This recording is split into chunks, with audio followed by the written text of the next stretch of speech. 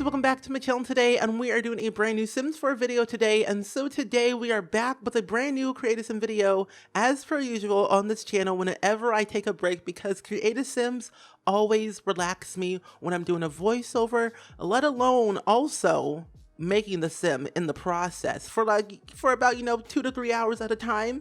Because let's be real here, Sims is great. Sims is like Play-Doh. You can make whatever you want and shape it however you want and make it look cool. And that is what I'm doing today. I'm making 3 new Sims from looking like potatoes to hot potatoes. And I have to say, these Sims are actually kind of my favorite at this current moment, because I posted a picture on Twitter a couple days ago of these Sims that I created for my new Let's Play for Eco Lifestyle.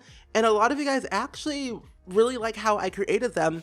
And so I wanted to kind of explain of their backstory, where they used to live, where they're living now, what they did in their past life basically, and why are they living, the way they are living basically. And to be honest, I hope you guys enjoyed the storyline, because usually what happens, I always sometimes forget to write down the storyline. I just kind of go with the flow and blurt out words that come out of my mouth basically for the past 10 minutes of this video.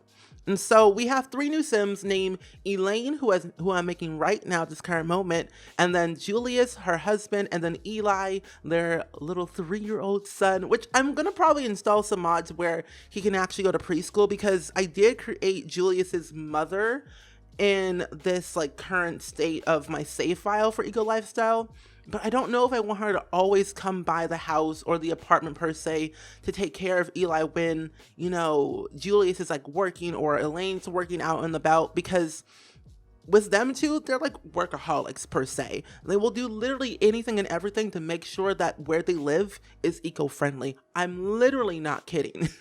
And so with Elaine, who I'm making currently right now at this current moment, she is actually still a young adult, because she recently just graduated from the University of Britchester, along with Julius Mai as well. And they both graduated at the top of their class with the economics degree, and with honors actually, which was also a distinct degree at the University of Britchester, in case you guys did not know.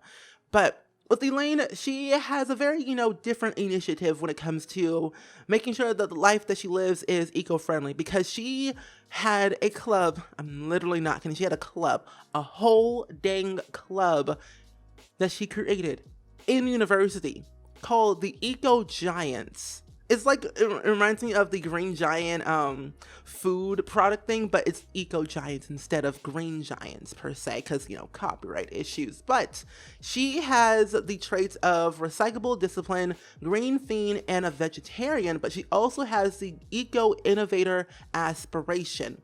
And with her being a very eco-innovator and eco-friendly and a vegetarian, she always wanted to have a club, where her and her friends could make sure the world is a better place, but also having her college campus being eco-friendly. And so she had, tag along with her friend Sarah.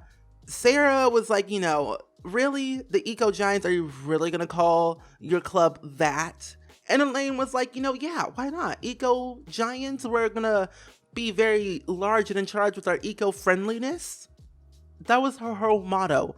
Large and in charge was our eco-friendliness was literally their motto. And I could not express to you how much I laughed when that happened. And so Sarah was like, you know what, fine, I'll go ahead and join your club. It's going to be totally great. We're going to be that large and in charge eco-friendliness club that everyone will probably love / hate. And so they decided, go to San Myshuno, where they literally all lived. Elaine, Julius, Sarah, and her other friend group all lived in San Myshuno, which was not the best place to live during the time, because they all lived in apartments. They didn't really live in houses, and they kind of technically lived in the same general area. Sarah lived in the fashion district, and Elaine lived in the spice district, and Julius lived in the arts quarter. So they kind of lived in different sections, but Elaine didn't really know Julius until she got into her second term of her economics class. And to be honest, she was actually doing really well for herself when it came to her studies. And so when she kind of met Julius during that time of her second term, she wanted to kind of expand her reach, her friend group, her whole life basically. And so one day she was just walking down to the common area. Little did she know, good old fashioned Julius was like, "Hey, what's up?" With his club called the Recyclable Group. The Recyclable Group, like the Recyclables mostly. They were just called the Recyclables, and I just don't know why. Julius called his club the Recyclables. It seemed a little bit weird at the time, but then Elaine was like, maybe that's not a bad name to call, a club that's eco-friendly as well. And they were like, hey, let's slap our clubs together and make something great in the world. And so Julius at the time only had 3 members, and Elaine had 4, including herself, like 4 together and 3 together. So they combined their group together called the Eco-Friendly, or the Recyclable Giants Club. The Recyclable Giants. It sounds like a sports team, but for recycling and eco-friendly, and I like it. And so when they combined their club, they were like, yeah, we're gonna rally all around the world and make things better. And so they kind of graduated early because of that. Like, they literally pushed forth so many classes, more than they should have, and they graduated early to make their mission come true. And so when Elaine and Julius kind of hit it off right off the bat when they were in their 3rd term, when they kind of graduated early, they were like, hey, you're great, I'm great, we're both great, let's hit it off together. And they were best friends with, like, in their 2nd term, but they really started to hang out a little bit more outside of the club, like dating more. And let's be real here. Julius wasn't, so keen about Elaine's whole eco initiative when it came to, always recycling and always, making sure people sign the right petition. And Julius always had the idea of, like, vote what you want for and make sure you choose the right one. But Elaine was like forcing people and persuading people to literally vote for what she wanted, not for what they wanted. Like, she knew what she wanted in life, to make sure everyone had voted for the green initiative wherever they lived, and make sure that they chose the right one. If they didn't, she would like, hey, Jerry, I saw you voted for free for all, but instead of free for all, you can vote for the green initiative. It's just, let me tell you, it was very aggressive what she did, but she got her point across. She got people voting for what she wanted, and she was fine with it. And Julius was, he was okay with it at the time, but he kind of learned to go with it, and he was fine. But after a while, when Elaine and Julius kind of got together, they got married a little bit afterwards, and was Julius's mother, who is actually Elizabeth, but she actually currently resides in San Myshuno still, but she moved from the Arts Quarter to the Spice District to kind of downsize and not pay as much rent, and live a little bit more of the not so classy and bougie life that she wanted to live when she was married, but now is divorced basically.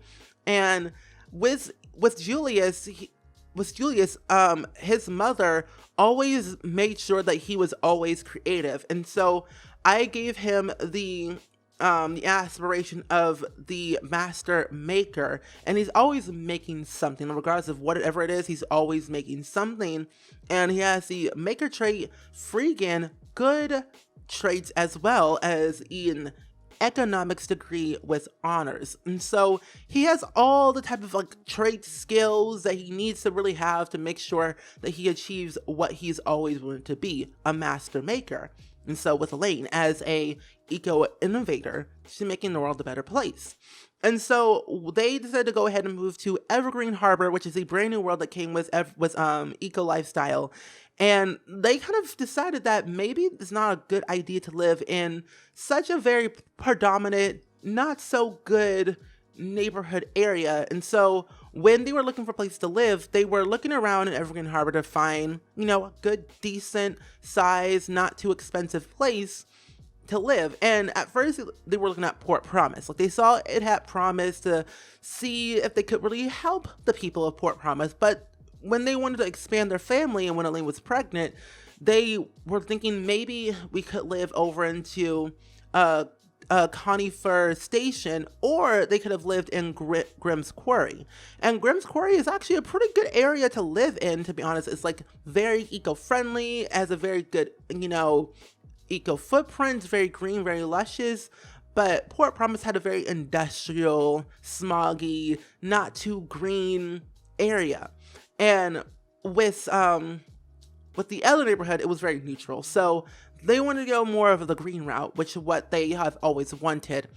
And when they moved into the apartment of Stone Street Apartments, they found a nice, you know, decent sized small apartment to grow their family of one when they had Eli Mai, which I kind of want to download a preschool mod where Eli goes to preschool like every other day, because with Elizabeth, I don't want her to always come over to babysit. I want him to actually, you know, gain skills and go out into the world and meet new other toddlers that he hasn't met before. And so that being said, I feel like with them living in Evergreen Habor and with the traits that they have and the friends that they've made in the past life, that they can really make a difference and make sure that people choose what they want to choose, but also kind of going down the whole green route. And that's pretty much all I have, to be honest, for my storyline, is to focus on the green initiative and making sure that people know what they are doing to make sure that the world is a better place. Like, without, you know, recycling and composting and you know, taking carpools, even though we don't have cars in The Sims, more so like making sure people recycle and composting and, you know, not wasting plastic water bottles, and more so refillable water bottles are more of an easier way to help the earth and making sure it's green, luscious, and lively, basically. And so that being said, to be honest, I'm really happy of what I've like kind of made off of like this, like, you know, these 3 Sims and like where their life is going. And to be honest, when I create the first episode, I'm still gonna like kind of introduce you guys with the new Sims, with like their friends and like their family and like where they're living now and everything. And we'll be exploring a lot more of Evergreen Habor with the Mai Family. And hopefully you guys have really enjoyed like the storyline and these Sims. And if you guys want to download them, they are up on the gallery for download if you guys want them. But yeah, I hope you guys enjoyed it, and I will see you guys all in the very next video. Bye!